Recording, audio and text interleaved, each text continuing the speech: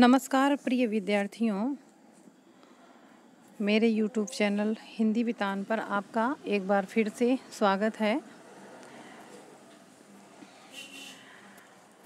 चूँकि मैं काफ़ी दिनों से थोड़ा सा ग्रुप से दूर रही हूँ, लेकिन अब मैं पुनः कटिबद्ध होकर के प्रयास करूँगी करने का।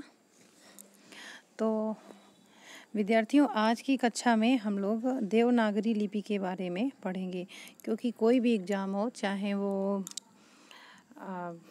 पुलिस भर्ती हो या टेट सुपर टेट हो, टीजीटी हो, पीजीटी हो या असिस्टेंट प्रोफेसर हो या फिर राजस्थान आरपीएस वगैरह कोई भी एग्ज़ाम, बड़ी साधारण सी बात है कि देवनागरी लिपि के बारे में सभी एग्ज़ाम में छोटे से लेकर 1 से लेकर के और 5 या 6 तक प्रश्न पूछ लिए जाते हैं।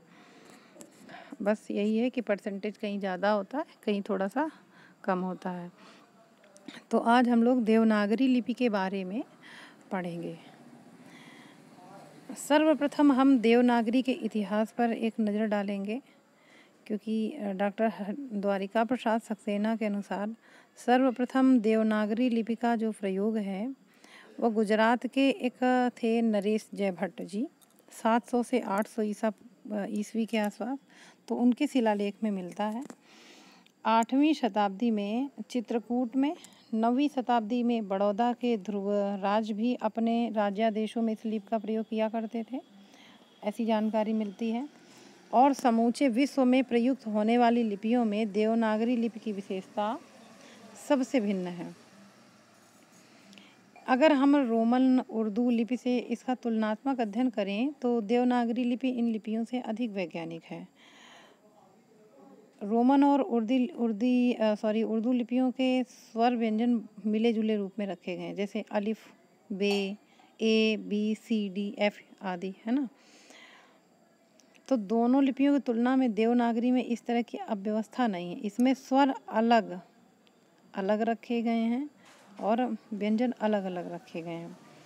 जैसे यहाँ पर ए, फिर बी, फिर सी, फिर डी, फिर ई, तो मतलब बीच में स्वर भी आ रहे हैं और व्यंजन भी आ रहे हैं। ऐसे ही अगर हम उर्दू के अक्षर देखें तो अलिफ, बे, पे, ते, टे, से, जीम, चे, तो इसमें स्वर और व्यंजनों की जो है वो भिन्नता नहीं हो पा रही है, पृथकता नहीं हो पा रही एक ही जगह। तो देवनागरी लिपि की एक खास विशेषता है कि उनमें जो जब वर्णमाला का प्रारूप वहाँ रखा गया तो स्वरों की व्यवस्था पहले की गई और उसके बाद में व्यंजनों की व्यवस्था की गई। तो उसमें पहले आ, ई, उ, ए, ऐ, अंग, हा इत्यादि, और फिर का, खा, गा, घा इत्यादि व्यंजन रखे गए। तो दोनों लिपियों की तुलना में देवनागरी में चूँकि इस तरह की व्यवस्था नहीं है, इसमें स्वर अलग हैं और व्यंजन अलग है। स्वरों के ह्रस्व और दीर्घ युग्म साथ साथ रखे रहते हैं, जैसे आ, तो आ हो गया ह्रस्व और आ हो गया दीर्घ। इसी प्रकार से ई, तो ह्रस्व हो गया ई और ई हो गया उसका दीर्घ रूप। उ, ठीक इसी प्रकार से चलते जाना। तो इन स्वरों के बाद में संयुक्त स्वरों की बात करते हैं, इनको भी इस लिपि में अलग से रखा जाता है। जैसे हम बात करते हैं ए की, है ना, और ओ की। तो ए और ओ जो है, ए, ऐ, ओ, ये चारों संयुक्त स्वर हैं। कैसे संयुक्त स्वर हैं? क्योंकि अगर हम आ और ई मिला देते हैं तो ए का निर्माण हो जाता है, और ठीक उसी प्रकार से अगर हम आ और ऊ मिला देते हैं तो ओ का निर्माण हो जाता है।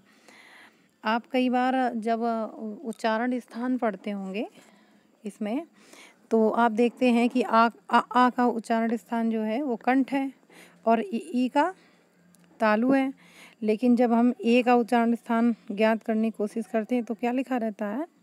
कंठ तालु। मतलब ए जो है वो दोनों स्थानों से बोली जाती है, कंठ और तालु, क्योंकि ये दोनों मतलब ऐसे शब्दों से निर्मित है, ऐसे अक्षरों से निर्मित ये स्वर है, ऐसे वर्णों से निर्मित ये स्वर है जो दो भिन्न भिन्न स्थानों से बोले जाते हैं। तो उन्हीं दोनों भिन्न स्थानों को मिला करके जब हम एक साथ बोलते हैं तो ए का निर्माण हो जाता है, एक ही ध्वनि निकलती है।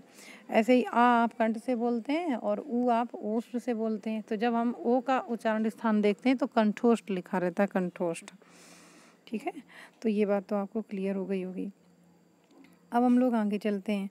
देवनागरी के व्यंजनों की विशेषता इस लिपि को और भी वैज्ञानिक बनाती है, जिसके फलस्वरूप का, चा, टा, ता, पा वर्ग के स्थान पर आधारित हैं और हर वर्ग के व्यंजन में घोषत्व का आधार भी सुस्पष्ट है। जैसे पहले दो व्यंजन चा और छा अघोष हैं और तीन व्यंजन जा, झा और या क्या होते हैं, घोष होते हैं। और देवनागरी व्यंजनों को हम प्राणत्व के आधार पर भी समझ सकते हैं। जैसे प्रथम, तृतीय और पंचम व्यंजन जो है वो अल्प प्राण होते हैं, प्रथम, तृतीय और पंचम, ठीक है। अर्थात अगर हम एक तरह से देखें कि जो भी विषम व्यंजन है, विषम, ठीक है, वो सभी क्या हैं, आपके अल्प प्राण हैं, क्योंकि बेचारे विषम हैं। विषम का मतलब ये अकेले अकेले हैं। और जो सम है, सम का मतलब हो गया, ऐसे मान लीजिए कि वो ज़्यादा है, दो दो हैं, दो फिर चार, है ना। तो यहाँ पर जो सम व्यंजन है वो महाप्राण हो जाएंगे और जो विषम व्यंजन है वह अल्प प्राण हो जाएंगे। तो यहाँ ये चीज़ भी साथ में ही देखते जाते हैं, क्योंकि कई बार वहाँ पर जब आप एग्ज़ाम में जाते हैं तो ये भूल जाते हैं कि महाप्राण वो कौन से हैं और अल्प प्राण कौन से हैं, कन्फ्यूजन बहुत ज़्यादा हो जाता। तो कोई ट्रिक भी ऐसे बना सकते हैं कि विषम जो हैं वो अल्प प्राण हैं और जो सम है वो महान होते हैं, तो महाप्राण हो गए। तो इस प्रकार का वर्गीकरण भी किसी और लिपि में नहीं है। अब हम उसकी कुछ खास विशेषताएं पढ़ते हैं जो एग्ज़ाम की मतलब दृष्टि से अगर देखा जाए तो बहुत ज़्यादा इम्पॉर्टेंट बन जाता है। देवनागरी की कुछ विशेषताएं हैं जो इस प्रकार से हैं।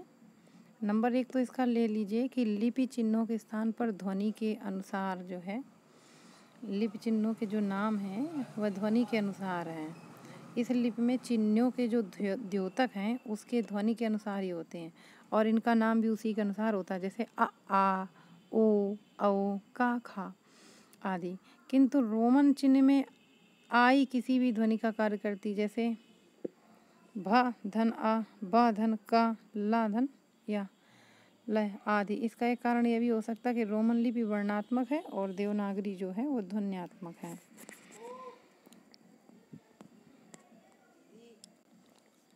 लिपि चिन्हों की अधिकता भी इसमें है। विश्व के किसी भी लिपि में इतने से इतने ज़्यादा लिपि प्रतीक नहीं होते हैं।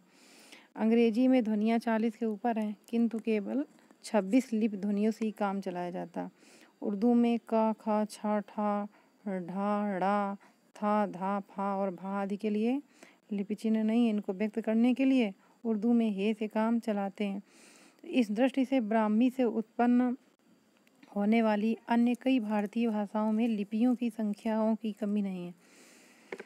निष्कर्षतः लिपि चिन्हों की पर्याप्तता की दृष्टि से भी देवनागरी रोमन और उर्दू से अधिक संपन्न है।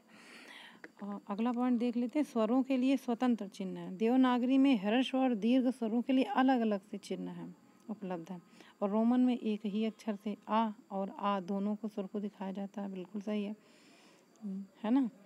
और इसमें क्या है कि अलग है, अगर ह्रस्व आ है तो वो अलग और दीर्घ आ है तो अलग।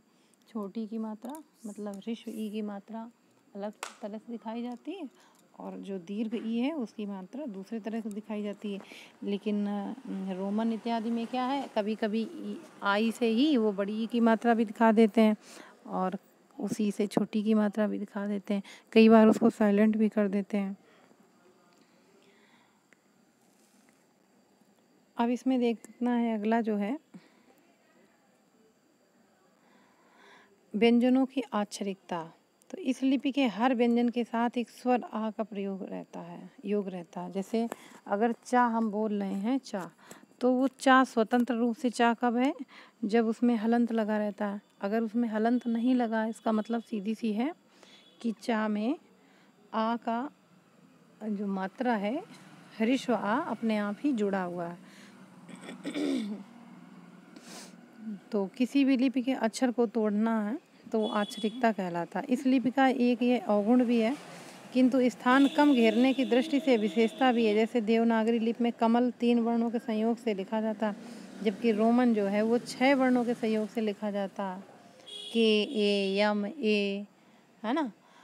तो तब मिलकर कमल बन पाएगा।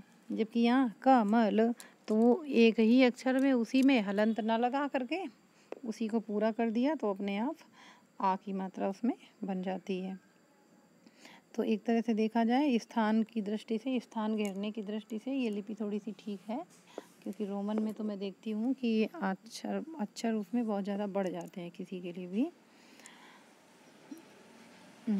सुपाठन एवं लेखन की दृष्टि से किसी भी लिपि के अत्यंत आवश्यक गुण, सुपाठन और लेखन की दृष्टि अगर देखें तो किसी भी लिपि के लिए अत्यंत आवश्यक गुण होता है कि उसे आसानी से पढ़ा और लिखा जा सके।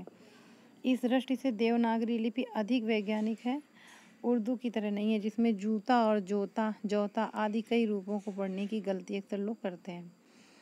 मैं तो कई बार थोड़ा सा कंफ्यूज भी हो जाती हूँ कि रोमन के अलावा भी क्या कोई ऐसी भी लिपि है जो याद की जाती हो, जिसकी स्पेलिंग याद की जाती हो।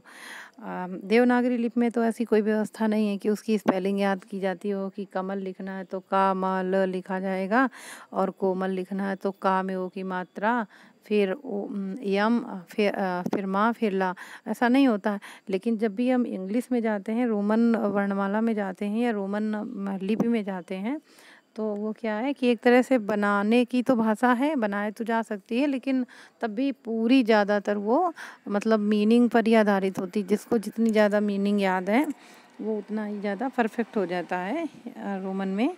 तो उसमें मुझे लगता है कि याद करने की पद्धति ज़्यादा खास है, क्योंकि निश्चित रूप से उसमें लिपिगत त्रुटि रही होगी जो आज तक नहीं सुधर पाई है। और अगर लिपिगत त्रुटि ना होती तो कभी भी हम लोग लिपि को याद नहीं करते हैं कि अगर लाइन है तो उसकी स्पेलिंग LION ही होगी, है ना। वो तो अगर एक निश्चितता उसमें होती तो हम लोग खुद ही उसमें पहले से ही मालूम होता कि अगर लाइन लिखना तो LION लिखना है, ना कि LINE लिखना है ना। तो वहाँ पर जो ये भेद है, तो निश्चित रूप से उसमें लिपि में बहुत सारी अव्यवस्थाएं हैं, इसीलिए उस लिपि को हम लोग मतलब याद करते रहते हैं, शब्दकोश उसका याद करते हैं। जबकि हमारे यहाँ क्या है कि शब्द जो है एक बार अगर हमें पढ़ना आ गया तो उसके बाद फिर हमें कभी शब्दों को याद करने की आवश्यकता नहीं पड़ती है। अब हम यहाँ पर पढ़ेंगे देवनागरी लिपि के कुछ दोष। देवनागरी के चारों ओर मात्राएं लगाना और फिर सिरों रेखा खींचना, तो ये लेखन में थोड़ा सा समय ज़्यादा लेता है। रोमन और उर्दू में ऐसा नहीं होता। रा के एक से अधिक प्रकार का होना, जैसे रात, प्रकार, कर्म और राष्ट्र आदि, है ना। तो ये थोड़ी सी व्यवस्था ऐसी हो गई है कि जिसमें कुछ इसमें गलतियां हैं। जैसे रा का प्रयोग जो है उसमें एक निश्चितता नहीं है, राष्ट्र में, पृथ्वी में और कर्म में, है ना। इसमें सब में रा अलग तरह से उड़ रहा है, तो कब किस तरह का बनाना ये एक तरह से रूढ़ सा हो गया है। अच्छा, कहा जा सकता है कि देवनागरी लिपि जो है वो अन्य लिपियों की अपेक्षा अच्छी मानी जा सकती है। उसमें कुछ सुधारों की तो आवश्यकता महसूस होती है, और लेकिन फिर भी वो अन्य लिपियों से ठीक है। तो आज की कक्षा में इतना ही। अगली कक्षा में आपको TGT PGT सुपर टेट के लिए आगे की कक्षाओं में थोड़ा सा ध्यान दिया जाएगा। तब तक के लिए जय हिंद, शुभ रात्रि।